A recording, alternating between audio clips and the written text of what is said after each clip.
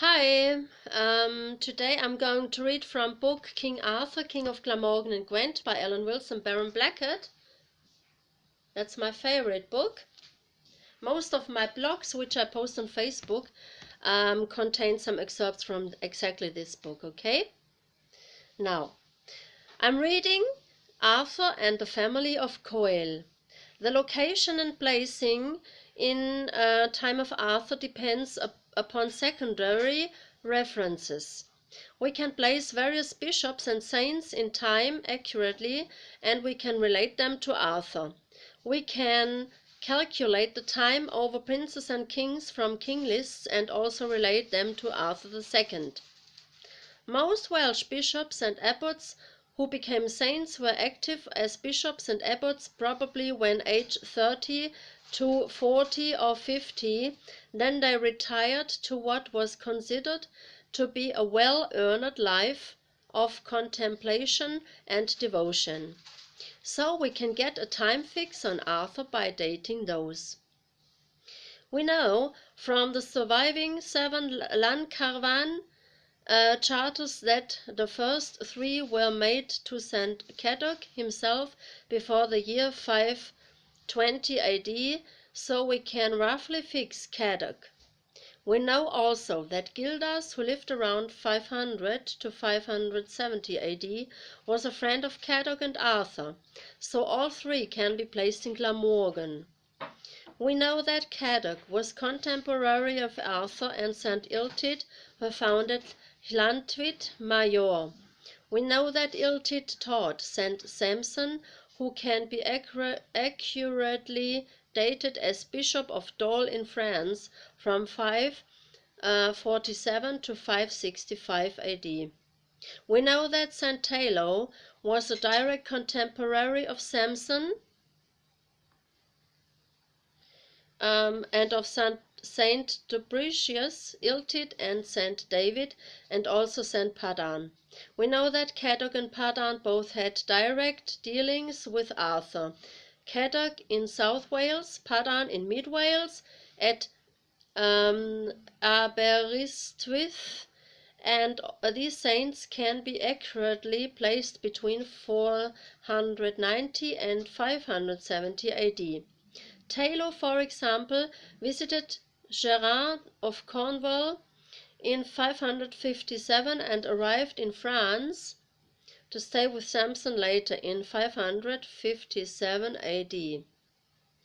David died by 544 AD when Taylor returned. In 562 he became he came as archbishop. The triads tell us that David was archbishop. At the time of Bedwini, archbishop of Cornwallis, either North Wales or Brittany, and Kindaon was archbishop over in the north, in southern Scotland and Cumberland. We know from the king lists of the family of Coel hen, in other name Coel the Aged, Old King Coel of folklore, that descendants of Coel who are linked with Arthur as members of his round table can be calculated to fit the Arthurian period. These include Gurgi, Peredur, Elifer, and others. In generation 3, we have Papo post Peridine, the father and the pillar of Britain, who was elected king of all the Britons. This type of election was rare and only took place in time of great national emergency. B. The generation 4, we have Eleuter,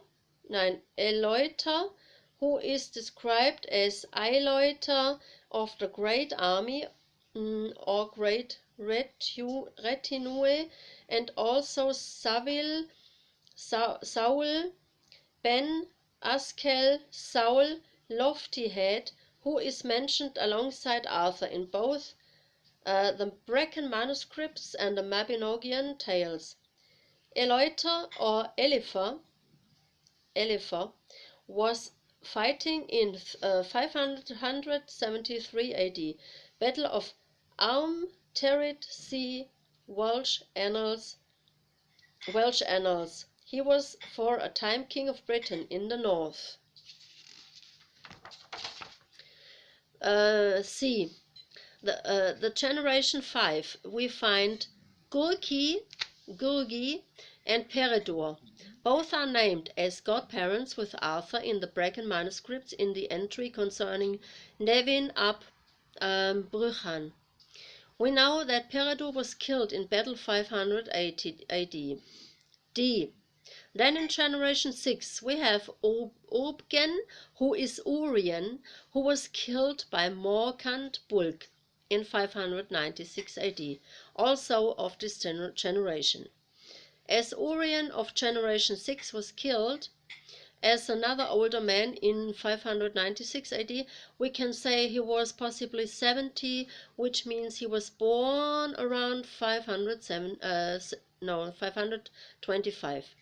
So his father, Kinmark, contemporary of Gurgi and Peredur, was born around 500 and 495 AD, the generation 5. Generation 6 is that of King Arthvis of Gwent and Glamorgan, son of King Moiric, grandson of Theuderic.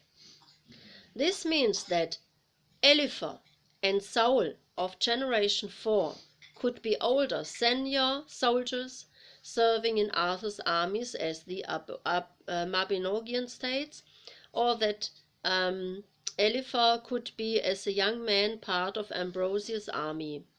In generation 3 we find Pabo post Bridian, the father and the pillar of Britain, one of the only 3 kings ever elected by the British.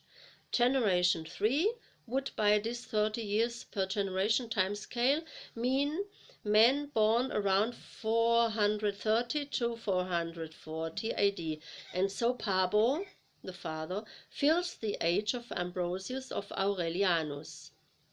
It also correctly places Ambrosius in the person of Pabo as High King of Britain, contemporary with King Theuderic, grandfather of Athur. A great number of other similar calculations and constructions can be made, all of which place Arthur, by comparison with contemporaries, into the period 500 to 570 AD. King lists and ancestor lists can be compared by identifying odd bishops and saints to the families and dating them Kedok. Dubricius,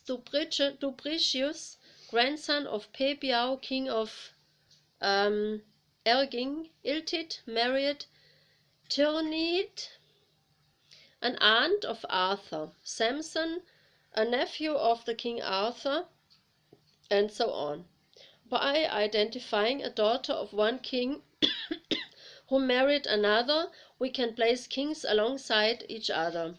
Sanand, daughter of King Brechan or Brecon, marries King Maelgwyn, Gwynedd, and Brechan is son of Marchel, sister of King Moiric, who is Arthur's father. So Brechan is contemporary with his first cousin, King Arthur, in generation 6, and his daughter could certainly be the wife of Maelgwyn, who ruled Gwynedd from 516 to 557 with a break when we lived at Landwit Major as a monk. When he lived, at Landwit Major as a monk. The comparisons are almost endless in their permutation, and they all keep coming back to Athur, son of King Moiric, who was himself paramount king of South Wales from some time around 520 to 575 AD. Okay, That's it for today. Until the next time. Bye.